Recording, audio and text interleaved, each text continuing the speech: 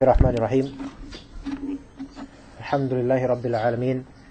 Wassalatu wassalamu ala rasulillahil karim Sayyidina Muhammadin wa ala alihi wa sahbihi ajma'in. Allahumma inna nas'aluka ilman nafi'a wa rizqan tayyiba wa amalan mutaqabbala. Allahumma amin.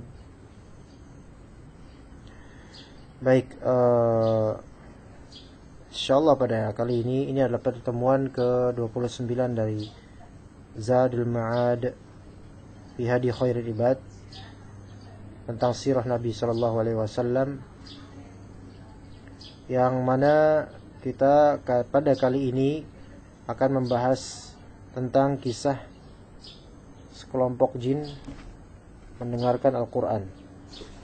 Ya. Jadi ini hikmahnya besar sekali ya. Setelah Rasulullah sallallahu alaihi wasallam ditolak dakwahnya di Taif, diusir, disakiti, hikmahnya menjadi besar. Setelah itu ada kemudian hal-hal yang luar biasa. Di antaranya kemarin sudah kita ceritakan tentang Adas, seorang budak Nasrani yang masuk Islam dan mendapatkan hidayah karena melihat ketabahan Rasulullah SAW dan iba kepadanya, dan juga melihat bahwasanya Rasulullah ini memang benar, sampai tahu Nabi Yunus alaihissalam yang ada di kampungnya dahulu, nenek moyangnya ya. Juga sekarang perihal masuk Islamnya beberapa jin dan kemudian menyebar Islam tersebut di kalangan jin, yang Allah Subhanahu wa ta'ala hikayatkan di surat Al-Ahqaf. Nanti kalau misalnya kita tadabburi peristiwa ini, kita akan mendapatkan luar biasa. Kita akan mendapatkan kekuasaan Allah Subhanahu wa ta'ala. Jika Allah Subhanahu wa ta'ala menutup satu pintu rahmat, maka ketahuilah bahwasanya ada pintu rahmat lain yang Allah Subhanahu wa ta'ala bukakan, sebagaimana yang terjadi di hidup kita juga. Baik, kita lanjutkan. Kita mulai Zadul Ma'ad, kisah sekelompok jin mendengar Al-Quran. Masih dalam perjalanan kembali dari Taif menuju ke Mekah, yang jaraknya sekian mil. Saat berada di suatu kebun kurma, dipalingkan kepadanya sekelompok jin. Makanya dalam surat Al-Ahqaf, wa idh sarafna ilaika nafaram minal jinni yastami'una al-Qur'an. Dipalingkan kepadanya sekelompok jin ya, terdiri dari 7 jin. Terdiri dari 7 jin, diriwayatkan dari kalangan nasibin. Wallahu taala alam untuk itu. Jadi ketika Nabi sallallahu alaihi wasallam keluar dari Taif menuju Mekah dengan kondisi pupus harapan karena penolakan Bani Thaqif di Taif, beliau terus berjalan sampai tiba di suatu kebun kurma di tengah malamnya. Beliau bangun tengah malam lalu sholat tahajud. Nah, pada saat itu ketika sholat ya Rasulullah SAW tentu mengeraskan suaranya dalam Al-Quran, tentang Al-Quran. Pada saat itu melintaslah beberapa orang dari kalangan jin, makhluk Allah dari kalangan jin melintas, dan mereka berjumlah 7 ya. Nah, kesemuanya mendengarkan lantunan ayat Allah yang dibaca oleh Nabi kita Muhammad sallallahu alaihi wasallam. Ketika beliau telah menyelesaikan sholatnya, mereka langsung berbalik kembali kepada kaumnya untuk memberi peringatan. Tamu di sini mereka pun mendengarkan Al-Quran lalu memeluk Islam. Ini kalangan pertama dari kalangan jin ya, yang kemudian memeluk Islam. Ya.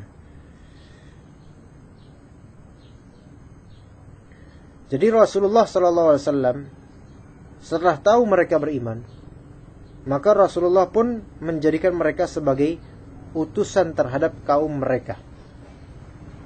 Jadi di sini Rasulullah sallallahu alaihi wasallam menugaskan jin-jin itu untuk menjadi da'i. Dan ini mungkin. Dan bahkan ini kita pun telah melakukannya beberapa kali. Yaitu sekelompok kalangan jin, kita semua atau kita waktu itu menugaskan mereka untuk berdakwah kepada kaumnya. Ya. Bahkan pemuka jin pun ada. Pemuka jin pun ada yang alhamdulillah dengan izin Allah melalui kami masuk Islam, kemudian semua dari kaumnya yang entah berapa juta kemudian masuk Islam melalui pemuka kaum ini. Dan itu bukanlah hal yang mustahil. Bahkan yang mengingkarinya pun bisa jadi karena ketidaktahuan atau kecerobohan dalam menyalahkan. Sebagaimana Rasulullah, dan ini merupakan sunnah, yaitu kita berdakwah baik manusia maupun jin, namun kita tidak mencari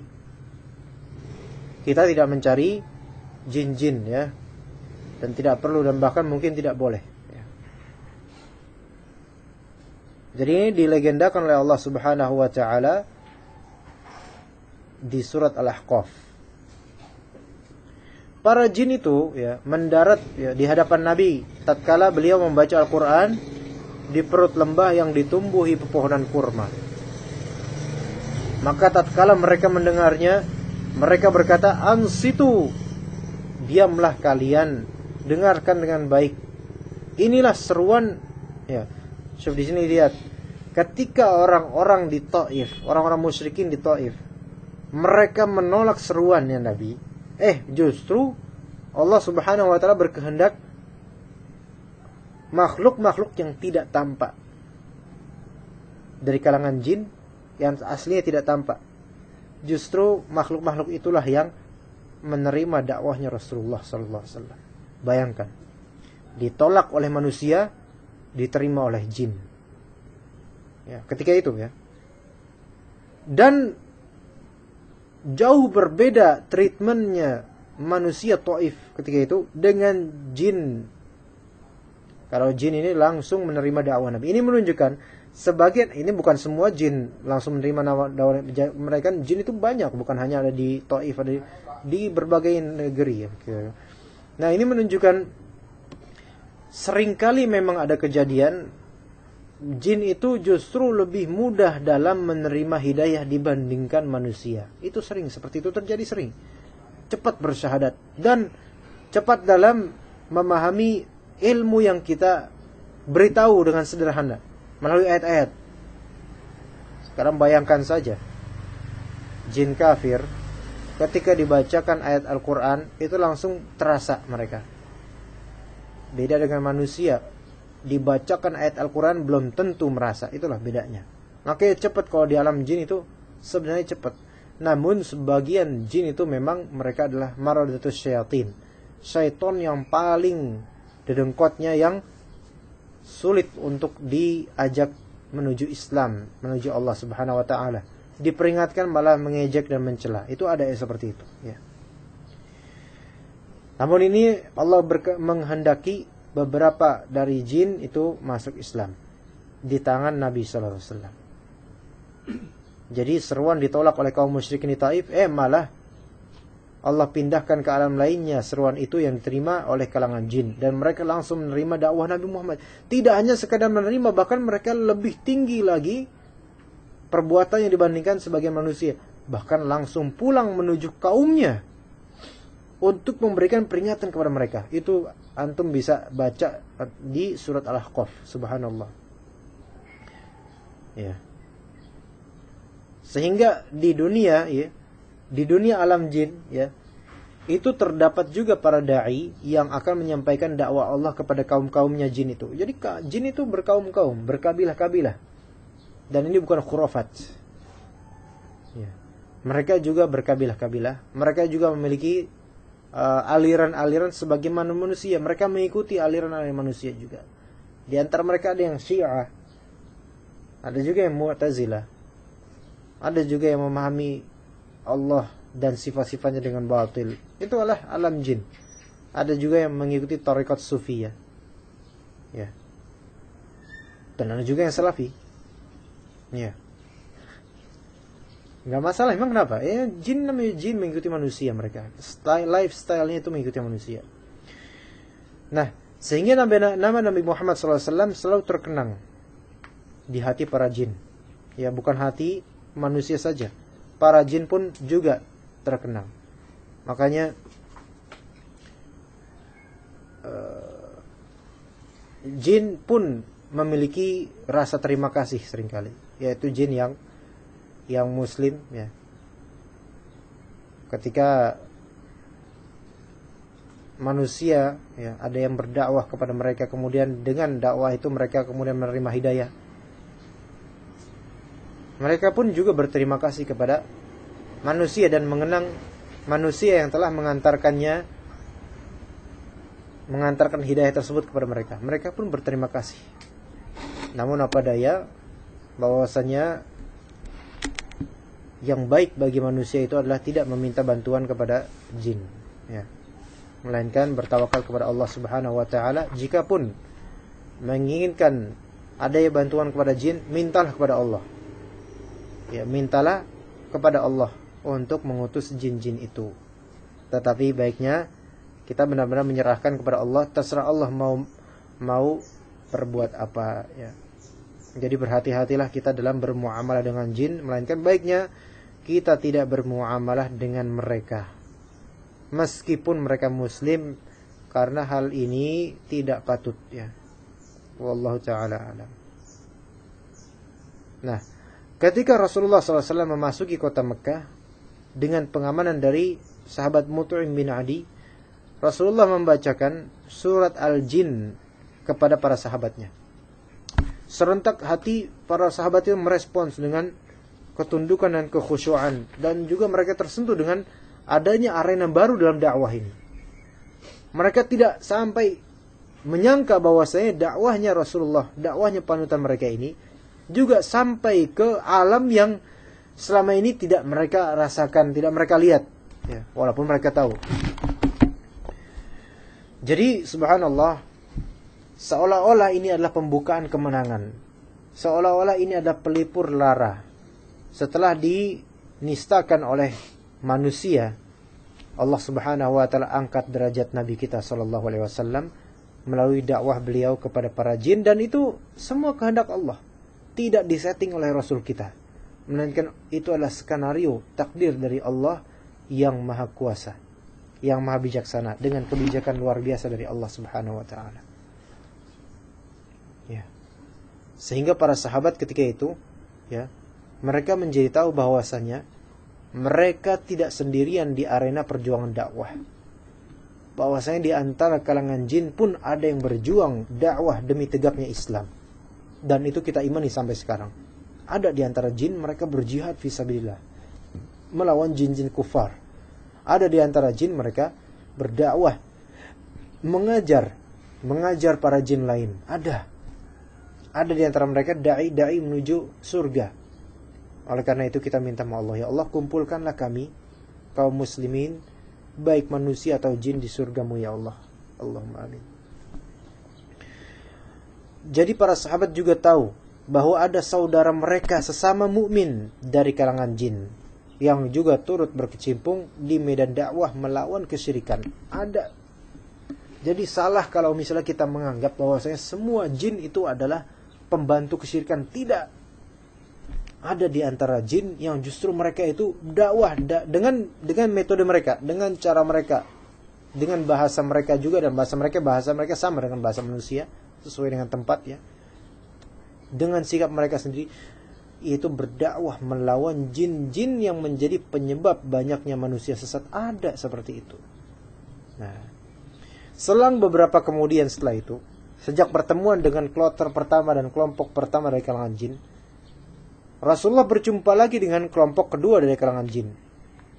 Mereka datang dengan penuh kerinduan, ya, untuk berjumpa dengan berjumpa dengan Rasulullah sallallahu alaihi wasallam, dan untuk mendengarkan ayat-ayat Allah melalui lisan Rasul sallallahu alaihi wasallam. Diriwayatkan dari Alqamah bertanya kepada Ibnu Mas'ud, apakah salah seorang dari kalian menyaksikan pada malam pertemuan Rasulullah dengan kaum jin? Jadi Rasulullah itu pernah melakukan meeting dengan para jin. pernah meeting khusus untuk berdakwah, bukan untuk menyerap kekuatan ya. Beda sekarang tuh meeting untuk berbuat syirik. Kalau dahulu Rasulullah SAW pernah melakukan pertemuan dengan kaum jin untuk apa? Berdakwah. Jadi ini bukan suatu hal yang aneh. Kalau bagi anak pribadi bukan aneh ya. Maka Ibnu Mas'ud berjawab, oh enggak pernah, saya enggak pernah. Tetapi pernah, kata Ibnu Mas'ud, suatu malam kami sedang bersama Rasulullah SAW. Lalu tiba-tiba kami kehilangan beliau. Di mana ya Rasul? Di mana? Kami pun mencari beliau ke lembah-lembah, ke lereng-lereng bukit. Terus kami berkata, beliau ini dibawa kabur atau mungkin beliau malah dibunuh. Akan dicari-cari, Rasulullah di mana?